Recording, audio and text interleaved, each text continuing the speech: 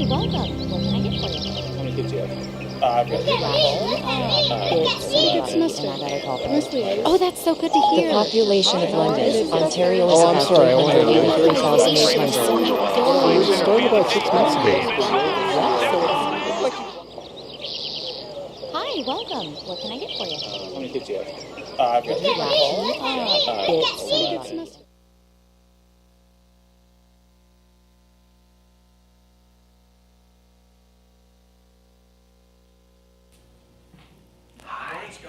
Good morning. I took my sweet time getting out here. I apologize. My bad. If I start to lose my voice, I've got my water right there. If I throw it on you, I apologize. Hey, we're so glad that you're here today. You know, this past week, I had an incredible conversation. North Tarrant Church, we are a partner church, a network church of North Point Community Church out of Alpharetta, Georgia, outside of Atlanta. And this past week, I got the opportunity to have a conversation with one of the pastors, one of the leaders over the network churches. And one of the things that he shared with me was just this past week, he was in a conversation with Andy Stanley, which on some occasions we watch a message right here and we get to see flat Andy. But he was actually in 3D in the meeting in which Rod was referencing. And one of the things Rod said was he is so excited about what is happening in the realm of network churches. There's over 80 churches across the United States and even globally. And we get the joy of being one of those 80 churches. And you know, it was fun to have the conversation. Rod actually was here back in November, and so he knows what we do. He knows the joys of setup and tear down. He knows the pains of trying to get everybody on the same team and the pains of getting everything squared away. And one of the things that Rod had he was asking me about is tell me what's going on at North Tarrant. Tell me about what's happening. And I got the chance to talk about the fact that we're getting ready to move, which is kind of exciting. I got the chance to talk to him about our volunteers that every Sunday morning wake up and make this place rather crazy. It's sometimes touch and go. There's been Sundays that we're like, I hope we have church today, right?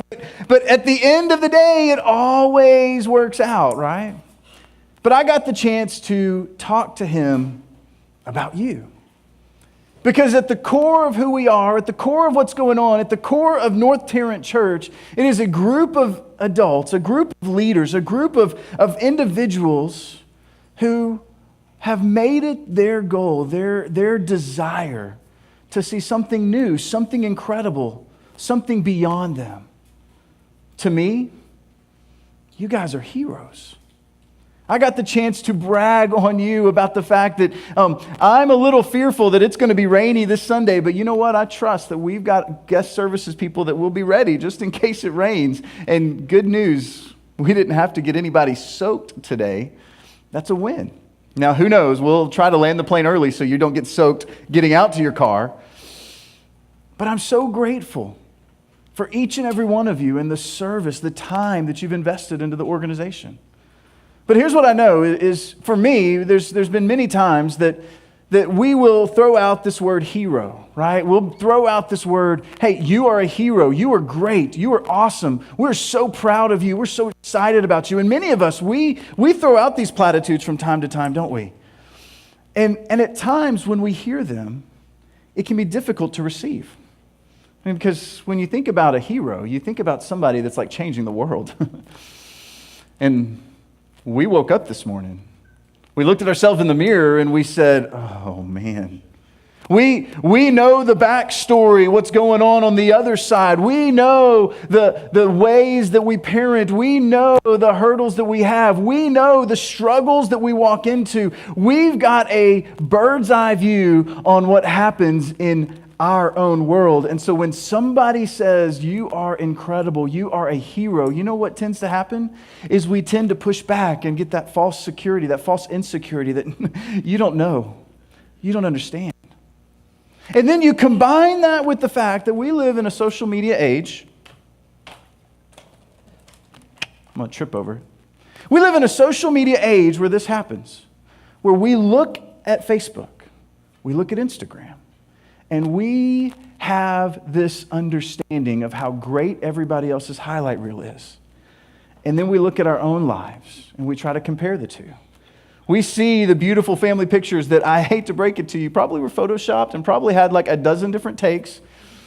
But we got the take that was so beautiful, and then we go to take family photos, and you're like, stop, just for a second, would you quit arguing? Would you quit fighting? Just for a second, would you look at the camera?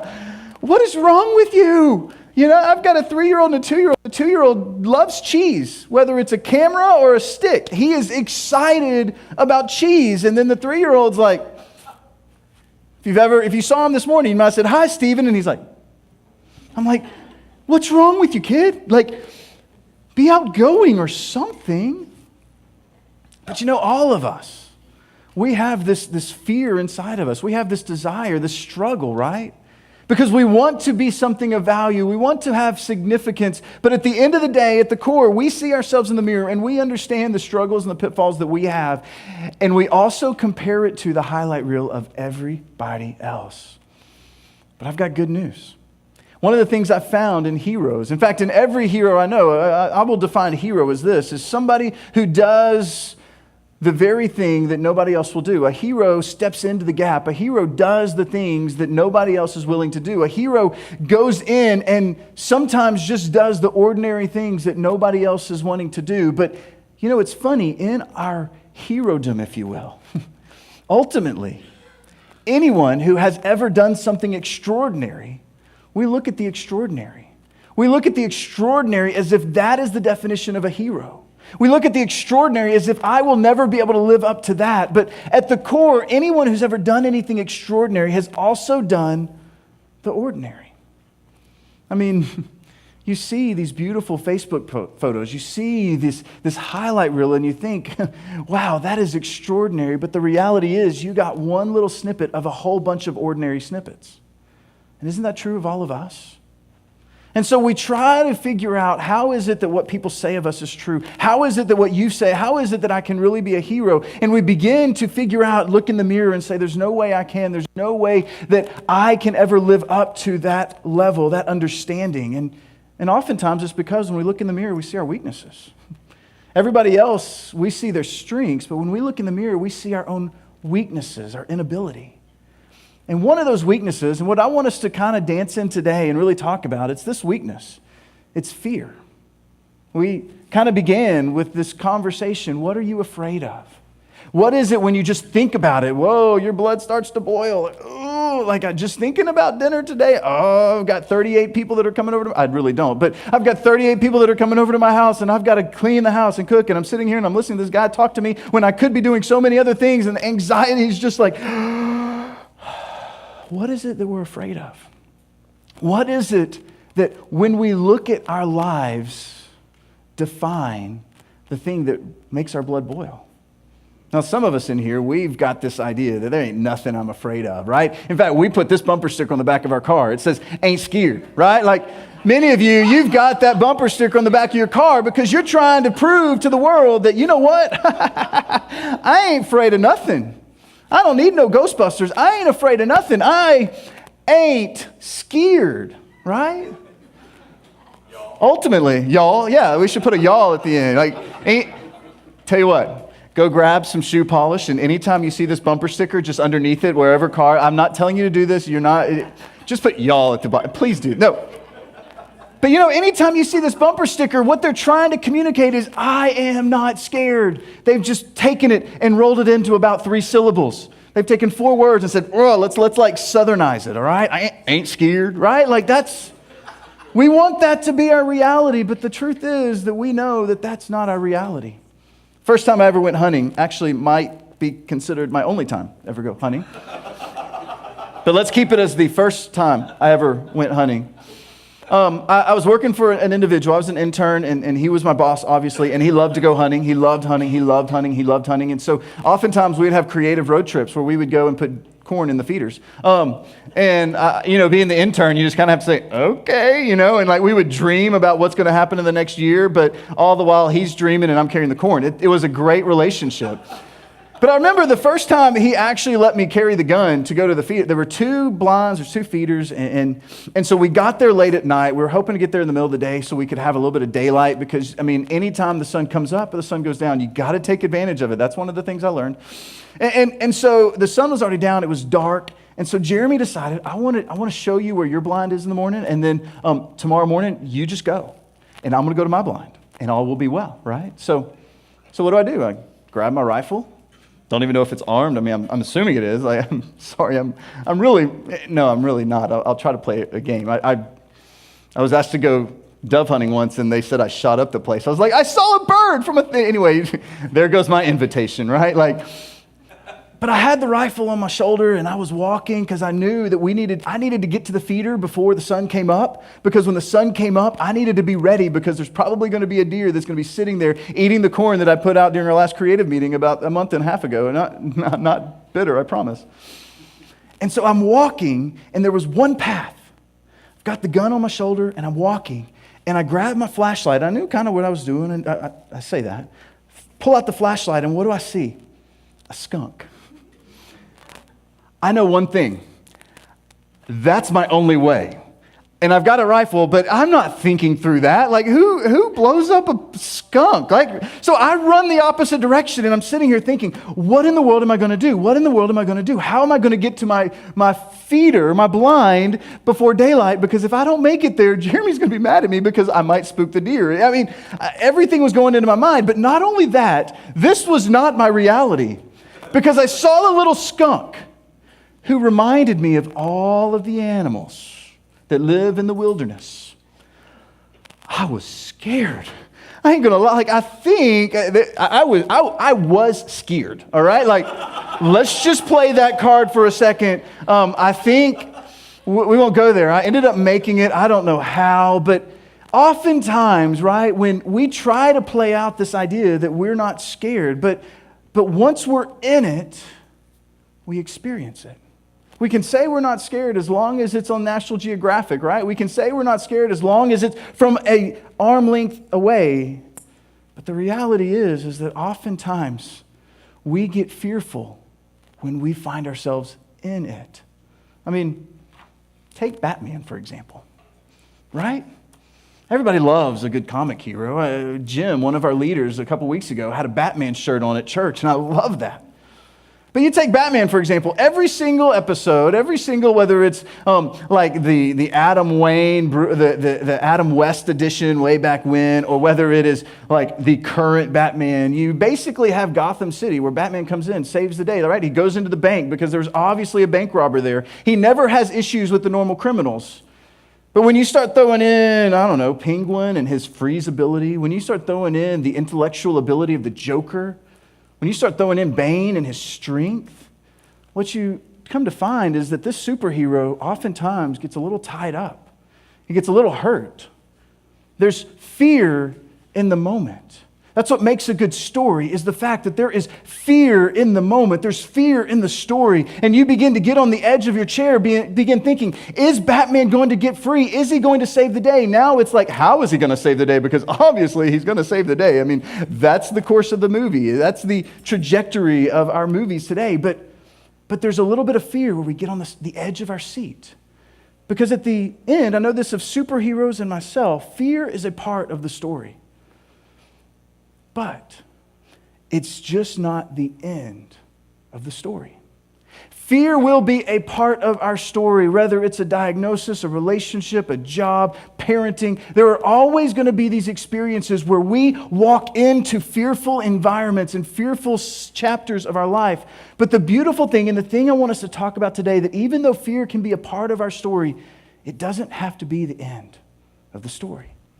So today, I want us to look at a hero from Scripture, an individual that doesn't get a whole lot of playtime. In fact, he is mentioned just a few times in the course of one of the documents that we're going to look at today. His name is Ananias. Ananias is an interesting individual that shows up in Acts. And let me just kind of give you a little heads up on what the book of Acts is. Acts is basically a travel document or a travel journal. There was this individual, Luke, who's an incredibly smart man who saw these individuals that experienced Jesus, that saw his resurrection, and as a result of that, their life was turned upside down. And he began to say, I want to get to the bottom of that. I want to figure out. So he thoroughly investigated the claims of Jesus to such a degree that he was able to write a document that's been preserved through time and what we believe is the document of Luke. Well, he was so floored by Luke's account of the story of Jesus that he continued that forward into what we call Acts today. And we're going to pick up the story in Acts chapter 9. It's this story, this account of an individual named Saul. Now, let me just tell you, if you're in here and this is your first time you've ever come to church, or maybe you have been away from church for a while and it's your first time back in, and there's probably something in the back of your mind that's saying, you know what? Christians be crazy. You would get along well with the gentleman we're about to talk about. Because Saul saw that it was his mission to eliminate, to arrest, to torture, and even at times execute these individuals that were called Christians or followers of Jesus. So if you've ever met a crazy Christian, if you've ever thought, you know what, Christians are just a little bit too much, you and Saul probably would have an incredible conversation.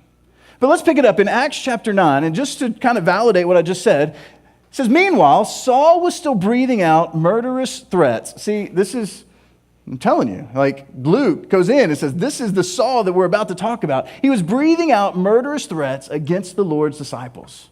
And he goes on and says, because of that, he went to the high priest and asked him for letters to the synagogues in Damascus, so that if he found any there who belonged to the way, and the way was a way of describing who Jesus was. If they found a follower of the way, that was how Jesus' followers described themselves, as they assumed or they made the claim that Jesus was the way.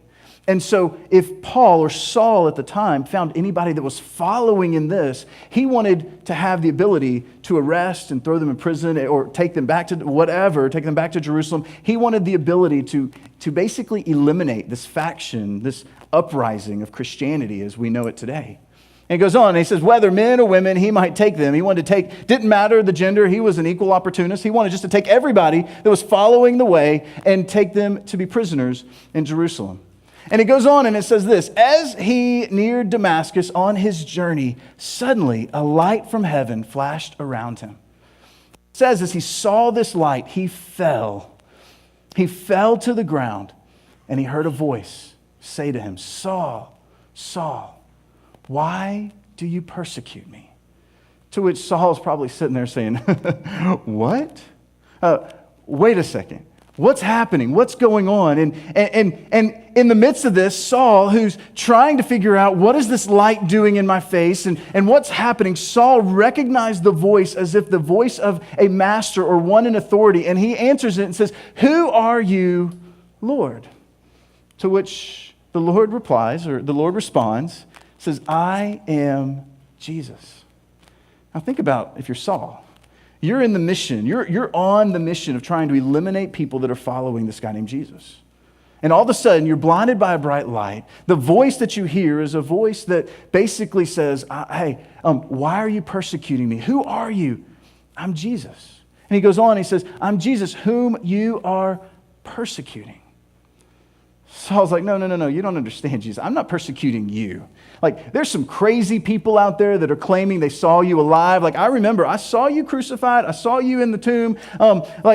We've got to eliminate this faction. We've got to clean up the church. To which Jesus responds, which Jesus would say, anytime you persecute, anytime you hurt, anytime you do anything to people that I love, you're persecuting me.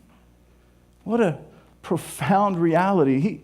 Saul wasn't persecuting Jesus per se, but he was going after the people with which Jesus loved. And in the midst of that, Jesus would stop and say, stop, you are persecuting me. Such an incredible truth just to think about, that when we hurt others, when we hurt others that love Jesus, it is kin to this frustration, this angst, this idea that Jesus is so in love with you that when you are hurt, he feels the pain, which is fascinating that somebody would love us that much. So he goes on and he says, now, Saul, get up and go into the city, and you will be told what you must do. All right, so Saul gets up, and he's got a couple of comrades that get him up and take him into the city. They take him to the house that he dictates, the house that he wants to go to. And while he's there, he fasts. He decides he's not going to eat. He's not going to do anything until he figures out the next step. He's stopping. He's figuring it out. What is next? Meanwhile, a little bit down the street, you got this guy named Ananias. It says in Damascus, there was a disciple named Ananias. And we believe Ananias was at one point a good Jewish individual who came in contact with the claims of Jesus and decided to become a follower of the way, a disciple, one who gave his life to study and figure out who Jesus is. And it says that there was a disciple named Ananias, and the Lord called him in a vision and said, Ananias, which he's like, yes, Lord. I mean, that would be so incredible to have this relationship where it's like, yes, like somebody's calling my name. Okay, what does this look like? And he says, yes, to which the Lord answers him and says this, go to the house of Judas on Straight Street. I love the specificness, right? Like, it's not just go find Saul. It's like, hey, go to the house of Judas, which is on Straight Street. So when, Google map this, go Straight Street, there's the house of Judas. I mean, it's such detail. And asked for a man from Tarsus named Saul. Ananias had to know who Saul was.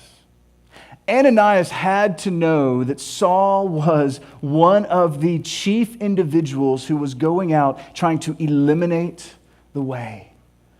And yet he says, okay.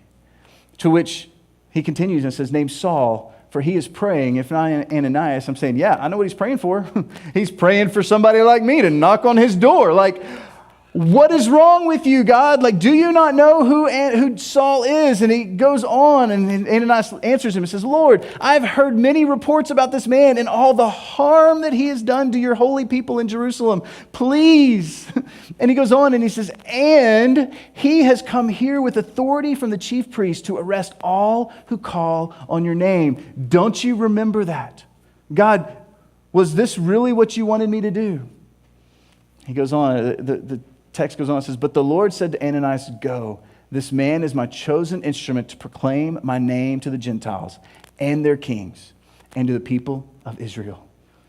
See, this is the moment where Ananias' story is intersected with incredible fear. What does he do? Does he let fear become the end of his story, or does he let fear be a part of his story? Ananias went. He went. He opted to allow the fear not to be the end, but to be a part. I can't imagine what it was like. He probably got to Straight Street and is like, begging, God, please, like, send me a sign. Like, maybe hit me with a car if I'm not, like, just whatever. They didn't have cars, a buggy, right? Whatever it is, like, just please don't let me knock on the door. And I imagine he's probably getting up to the door and is like, God, I tried to knock and no, knock. And knocks. I can't imagine what was going through his mind, but it's in that moment that fear became a real part of his story. But it wasn't the end of his story. In fact, we know that Ananias went in and he prayed, and all of a sudden Saul regained his sight, and next thing you know, Saul ate and he was baptized and he was nourished and decides, let's go. In fact, the text says this, that at once he began, this is Saul who was trying to kill Christians, at once he began to preach in the synagogue that Jesus is the Son of God. And all those who heard him were astonished and asked, isn't he the man who raised havoc in Jerusalem among those who call on his name? And hasn't he come here to take them as prisoners to the chief priest? And he goes on, yet Saul grew more and more powerful and baffled the Jews living in Damascus by proving that Jesus is the Messiah. He went from preventing people to proving that he was. He went from from trying to keep people from jumping in, to proving that this is truth, that this individual, this guy that I was trying to prevent, I have encountered him, and the resurrection has changed me as well. The stories of the individuals that were impacted by the resurrection, the stories of the individuals that saw a risen Savior, it's got to be true. And he ran off from there and began preaching to such a degree that people were like, whoa, wait a second. You see, what hung in the balance of Ananias saying no? Could we have maybe not had the entire half of the New Testament as we know it? Paul was one of the greatest. Saul, who became Paul. Secular theologians, secular scholars tend to believe that Paul was one of the, if not the most influential individuals when it comes to modern day Christianity. What hung in the balance of Ananias saying no? You see, I firmly believe that the place you experience fear, for Ananias it was walking, right? The place you experience fear may be the very place that God wants to do something extraordinary through you. The place that you're experiencing the fear, the place that you're currently experiencing the fear, the questions, the what if, the oh my goodness, the what can I do now? The place that you're experiencing the fears, the current fears, could very well be the very place that God wants to do something extraordinary through you. But we have this fear in the back of our mind. We look and we know ourselves. We know what's going on. In fact, isn't this what Jesus says? Do not be afraid. And we read that and we begin to try to say, you know what, I just shouldn't be afraid. It'd be so much easier if I weren't fearful. Like, I know God, Jesus says, don't be afraid, don't be afraid, don't be afraid. But Jesus doesn't understand my story. Jesus says, don't be afraid, don't be afraid, don't be afraid. Was Jesus trying to tell me that I shouldn't be afraid? Was Jesus trying to tell me that if fear enters my story, then I'm doing something wrong? And I would tend to say no. And here's why. In one of those encounters where Jesus talks about this idea, this idea that, hey, guess what? Fear not. I want to give you the lead up to that because it's almost a pep rally of sorts. I love pep rallies. I'm a big Aggie football fan. Sorry, I'm shameless plug, right? And there's nothing more than, right now, we're like, I don't know, I'm not going to say the exact days, but we're closing in on Aggie football season. And I love this idea because right now people like ninth graders who have a computer are taking sound bites and clips of Aggie football and putting it together to this epic music. It's da, da, da, da, and you watch it and you're getting fired up. You're like, oh man, I could run through there and get smothered by Alabama too. Like, you get this excitement. I've been in pep rallies. I've been in these moments, and Jesus is sending his disciples off. And listen to how he sends them off. I'm sending you out like sheep among wolves, to which I would say, that is the worst way to send me out. I know what happens to sheep. It doesn't end well. And he continues on, I'm sending you out as sheep among wolves. Therefore, be as shrewd as snakes and as innocent as doves. And he goes on and he says, be on your guard. You will be handed over to the local councils and be flogged in the synagogues. Oh, this is great. And he goes on and he says, on my account, you will be brought before governors and kings as witnesses to them and to the Gentiles. And he goes on and says, but when? Wouldn't you have preferred to have an if? But when they arrest you, do not worry about what you are to say or how you say it. Okay, why not? Why shouldn't I worry? This seems like the perfect time for me to be worrying. You didn't say if I'm arrested, you said when. What should I do? And he goes on and he says, at that time you will be given what to say.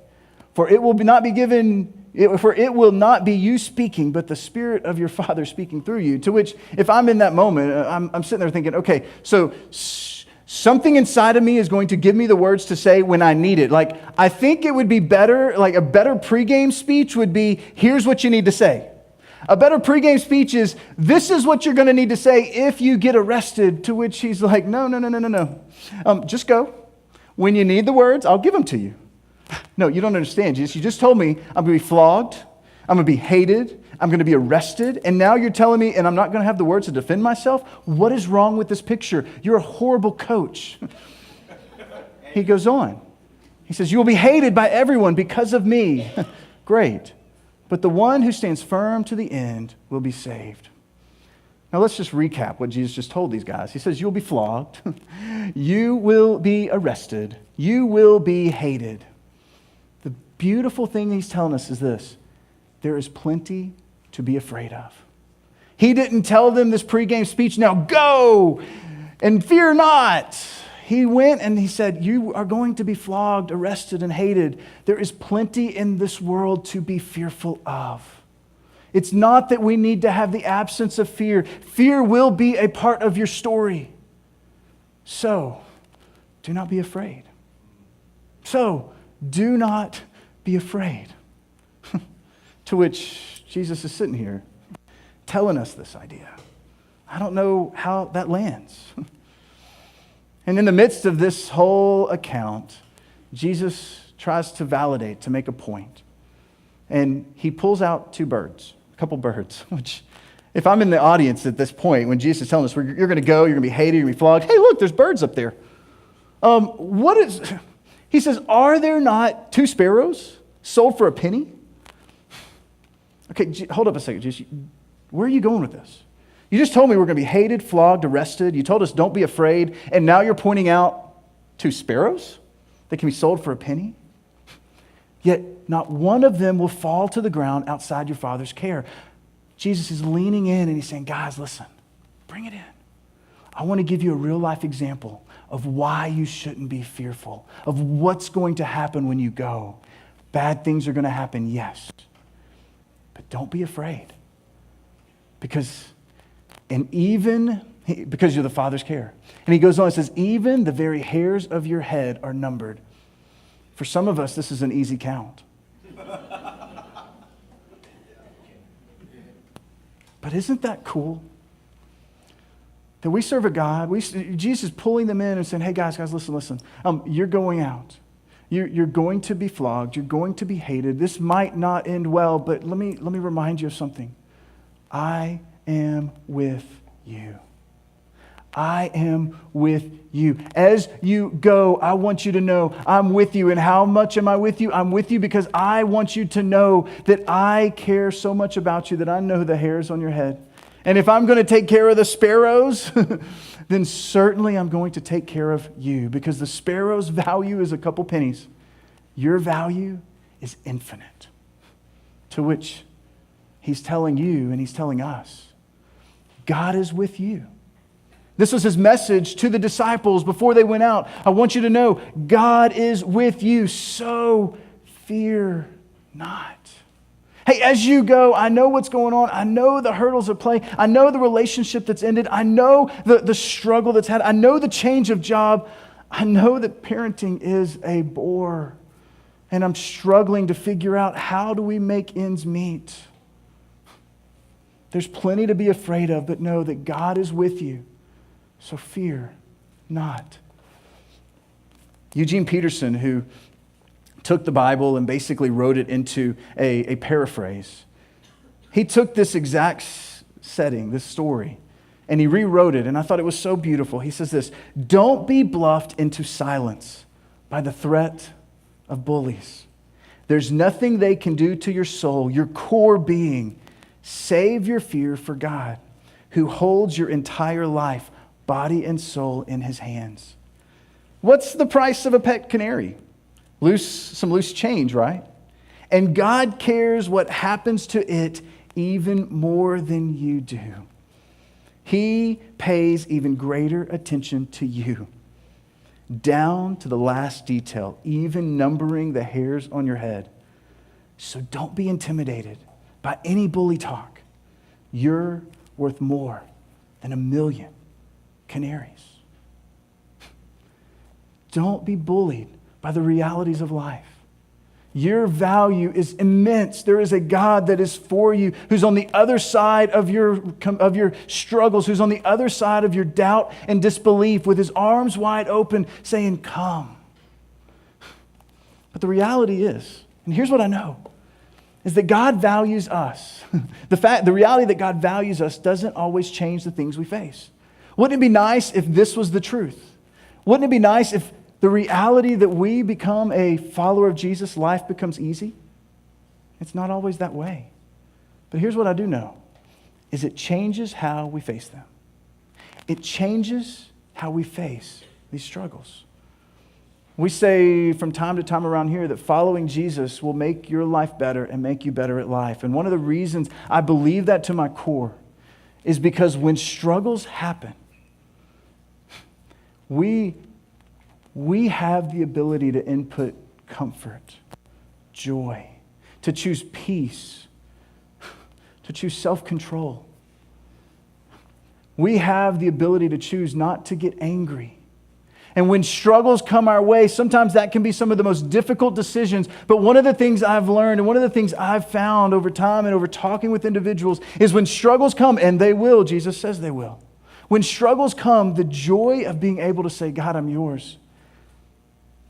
I'm so grateful for the fact that you love me and are for me. But here's the greatest struggle, is we tend to forget. We tend to forget from time to time. We tend to forget the beauty of who God is and what He is for you. So here's my challenge. How do we put this into play? How do we begin to live out this idea that God is with you, so fear not? We remember. We remember what's happened in our life. We remember the victories we've had. We remember what God has done in the past. We remember the jumps that we've had. We remember the things that God has used to get us through some of the past struggles. And for me personally, this is one of the reasons I'm so passionate about groups, because circles are better than rows. Because when I find struggles, you know what I tend to do is I look at myself in the mirror and I forget what has happened, because I make everything about the here and now. But how beautiful is it when we have a team of people around us that can say, yeah, but remember what God did. You remember 5 years ago when you were waiting for a job and it just so happened? You remember 3 years ago when we were struggling to find X, Y, and Z, and in the midst of the pain, God came through. And He didn't come through the way you wanted Him to. But look at where we're at today, and we're better off because of it. When we have a team of people that can rally around each other and remind us, hey, God is with you, so fear not. God is with you in the middle of this struggle. Fear not. Remember what He has done. It changes the perspective. I love the fact that I have a group of people around me that I can be gut level honest with. There are mornings, there are evenings, there's afternoons that I literally just don't want anything to do with Jesus because of what has happened, because of the trials I see in my life, because of the hurdles I see in other people's lives, and it just rages within me. But it's in those moments that I need friends to remind me and say, hey, yeah, but God is for you. Yeah, there's a big God who's going to work out the details. I don't know how, and I don't know why, but our responsibility is to remember what He's done in the midst. To remember the simple truth that I no longer have to be a slave to fear, because we are children of God. God, I love you. God, I thank you so much for the fact that you are a big God. God, there's times in my life that I have to admit I make you smaller than you really are. God, the circumstances around me, the hurdles around me, there's times that God, it's hard to put one foot in front of the other, but God, I'm so grateful for the fact that you've put people in my life to help me to remember, because I'm prone to forget. God, I pray that in these moments that you would remind us, God, that we are your children, that we no longer have to be a slave to fear, whatever that fear is, whether it's relationships, whether it is a job, financial struggles, parenting, whatever it looks like, we can hand it over to you knowing that you are with us in the midst of it. And we no longer have to be slaves to fear, but we can be children of yours. God, we love you and we thank you. It's in Jesus' name that I pray. Amen.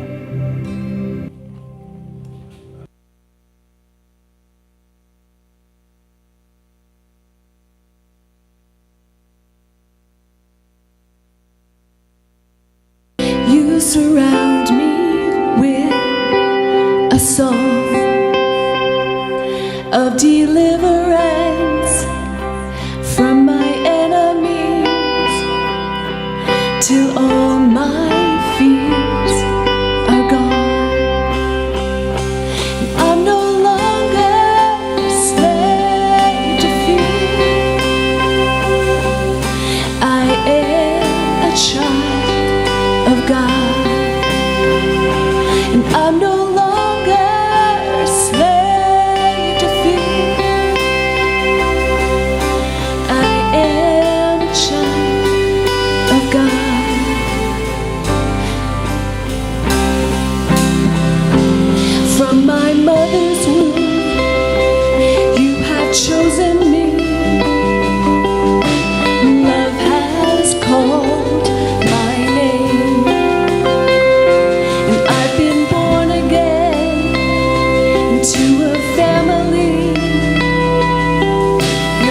blood runs through my veins. Y'all sing with me. I'm no longer a slave to fear. I am a child of God. I'm no longer a slave to fear. I am a child of God. I'm no longer a slave to fear. I am a child of God. I'm no longer a slave to fear. I am a child of God. I want you to stand with me this morning, just one last time. Stand with us and sing this with us.